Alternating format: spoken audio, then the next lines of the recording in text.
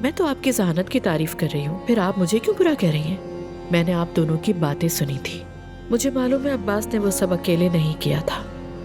ज़मरुद जब होश में आई तो आप उसके कमरे में क्या बातें कर रही थी? अगर ज़मरुद को सब याद आ गया तो क्या होगा? ये सवाल तुम्हें इससे पूछना चाहिए था ज़मरुद। ठीक है, मैं समझ रही हूँ तुम्हारा दिन बहुत बुरा गुजरा है आज, लेकिन अब पुरसुकून हो जाओ प्लीज। संभालो खुद को असमत, हिम्मत करो।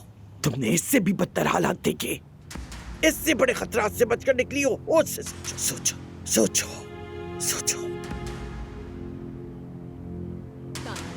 अगर तुम मुझसे दूर रहोगी तो मैं बिल्कुल ठीक रहूंगी। असल में तुम्हें ये बात समझने की जरूरत है कि मैं तुम्हें नहीं छोड़ सकता क्योंकि तुम मेरी बीवी हो ज़मरुद। मुझे अपनी बीवी कहना बंद करो तुम, क्योंकि जब मैं कोमा में थी तो तुमने मुझे तलाक दे दी और तुमने मेरी जगह किसी और को दे दी। ये सब करके तुम कुछ ठीक नहीं कर सकते।